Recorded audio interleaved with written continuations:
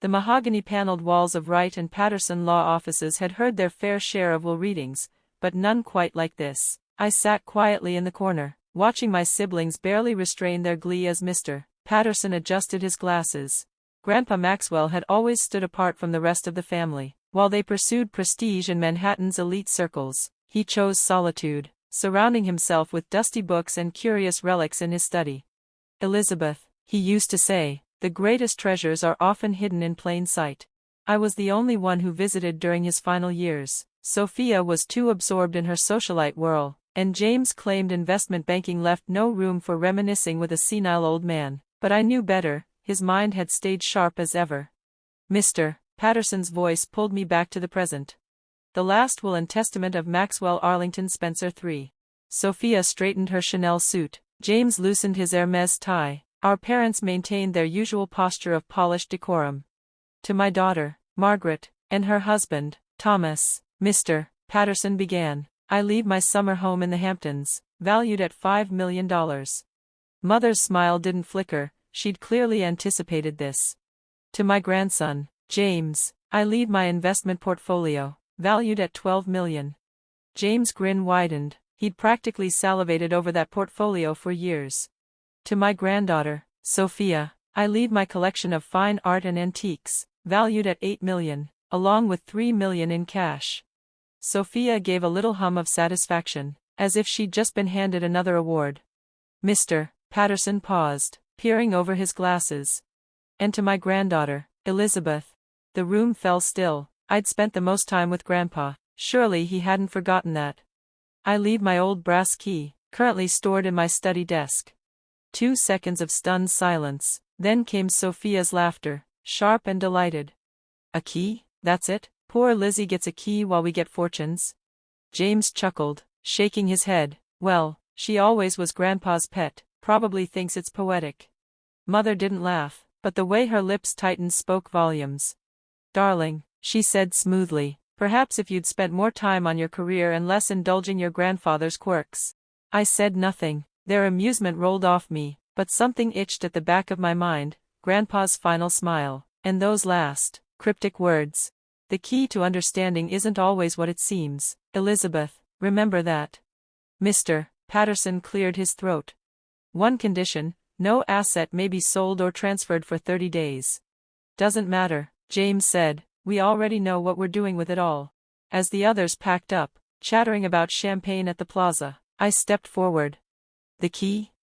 Mr. Patterson handed me a small wooden box. Inside lay a worn brass key, dull with age. Something about its shape stirred a memory. "There's also a note," he added, passing me an envelope.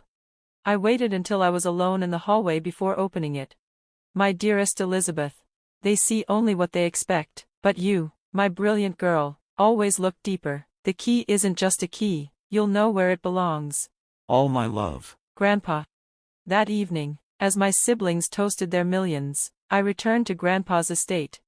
Mrs. Chin, the longtime housekeeper, greeted me at the door with a knowing smile. "He spent a lot of time in the study near the end," she said gently, "especially at night."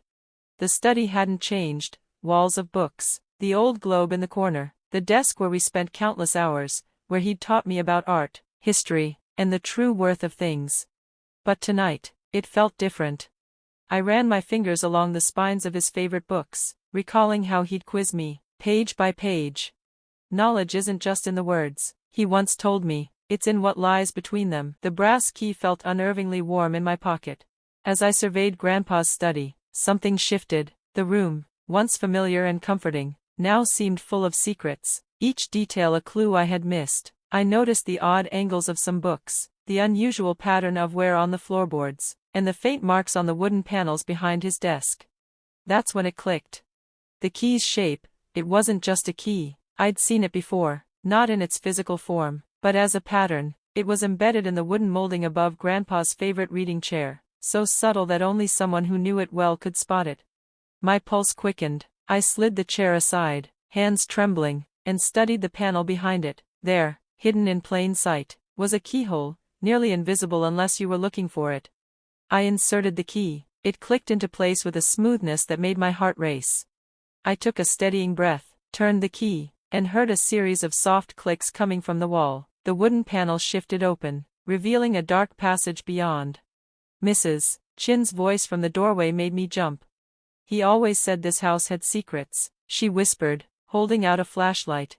I hadn't realized she was still here. Of course, she knew. Mrs. Chin had been Grandpa's confidant for decades, longer than I'd been part of this family. She gave me a knowing look. He asked me to give you this when the time came. I nodded silently and took the flashlight from her. The passage ahead was narrow and seemed to lead deeper into the heart of the mansion. We descended a staircase, and the beam of the flashlight revealed walls of steel, not the familiar wood paneling that adorned the rest of the house. At the bottom of the stairs, I stopped short. A vault door. Not some dusty antique, but a sleek, modern security door, heavy-duty, clearly designed to keep out more than just dust. Next to it, a keypad flickered in the dim light. Above the keypad, etched into the steel, were the words, "The key to understanding isn't always what it seems." Grandpa's last message to me. I ran my fingers over the brass key again, studying it under the light. This time, I noticed something I hadn't before, a series of numbers, meticulously engraved on the back of the key. The numbers were faint, almost hidden, but they were there. With a deep breath, I entered the numbers on the keypad. The door opened with a soft hiss, and my breath caught in my throat. Inside, the room stretched before me, a cavernous space, much larger than the study above. Rows of climate-controlled display cases lined the walls, each one holding treasures that could send curators into a frenzy: ancient manuscripts, rare gems, priceless artifacts. These were the things that had never made it into the official family collections Sophia had inherited. But it was what stood at the center of the room that made my legs weaken. On a simple pedestal, bathed in the soft glow of the lights, was a leather-bound ledger and an envelope with my name. I opened it, hands trembling. My dearest Elizabeth, if you're reading this, you've proven once again that you understand the difference between looking and seeing. While your siblings counted their millions, you counted the things that truly mattered: knowledge, curiosity, and the wisdom to understand that value isn't always measured in dollars. I felt a wave of emotion rush over me. This was the inheritance Grandpa had meant for me. I opened the ledger, and my eyes widened. Inside were the true records of Grandpa's holdings, accounts, investments, properties, and treasures that far surpassed the trivial assets he'd left to my siblings. But more importantly, the ledger documented his secret collection, artifacts accumulated over decades, each one possessing a history and value that would make the world take notice. The collection Sophia inherited, the letter continued, was a carefully constructed facade. Beautiful, yes, but only a small fraction of the whole. The real treasures lie here, and within these pages, you'll find everything you need to prove their worth and authenticity. I sank into a nearby chair, overwhelmed. This vault, this collection, billions of dollars in artifacts alone, not counting the assets Grandpa had kept hidden in plain sight. Your brother thinks he understands wealth because he moves numbers on a screen. Sophia believes she knows art because she can quote auction prices. But you, my dear, understand that true value lies in the story, the history, and the knowledge behind each piece. That's why you alone can be trusted with this legacy. My phone buzzed, pulling me from my thoughts. Sophia's text: "We're all at the plaza celebrating. Do try to join us if you can tear yourself away from your little key." I stared at the message, the irony of it settling deep in my chest. Meanwhile, I was holding the keys to a treasure far greater than any of them could imagine. Another buzz, this time from James. "Don't feel too bad, Lizzie. Maybe that key opens a diary or something." I couldn't help but smile bitterly. They had no idea what they were missing. Just then, Mrs. Chin appeared in the doorway of the vault. "Your sister called the house phone," she said quietly. "They're planning to start renovations next week. Apparently, the study doesn't fit their modern vision for the mansion." I couldn't help but smile. Picking up the ledger, I stood. "Tell them there might be a slight delay with those plans." The next morning, I returned to Wright and Patterson's offices. Mr. Patterson was waiting for me, his expression unreadable. "I see you found it," Mr. Patterson said, his eyes flicking to the ledger tucked beneath my arm. "You knew?" He gave a small, knowing smile. "Your grandfather planned every detail. The second will is ready to be filed, along with the supporting documentation for the collection. Shall I call the family?" An hour later, the conference room door burst open. My parents and siblings arrived in a flurry of indignation. Sophia's flawless hair was askew, her heels clicking furiously across the floor. James's tie hung askew, his face flushed. What is the meaning of this? My mother snapped. I was already seated at the head of the table, the leather-bound ledger opened before me. It turns out, I said calmly, Grandpa's key opened more than just a hidden door. Mr. Patterson cleared his throat and began reading the second will. The room fell silent as his voice echoed through the polished mahogany-paneled office. With regard to the contents of the concealed vault, including but not limited to the archaeological collection, rare manuscripts, historical artifacts, and precious gemstones, valued conservatively at $1.2 billion. Sophia's designer handbag slipped from her shoulder and hit the floor with a thud. The controlling interest in Spencer Holdings, encompassing all domestic and international subsidiaries, corporate voting rights, and liquid capital assets.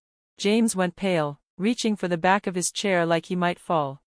To be held in trust by Elizabeth Spencer, to be managed solely at her discretion. My mother's voice broke the silence. This is a joke, it has to be.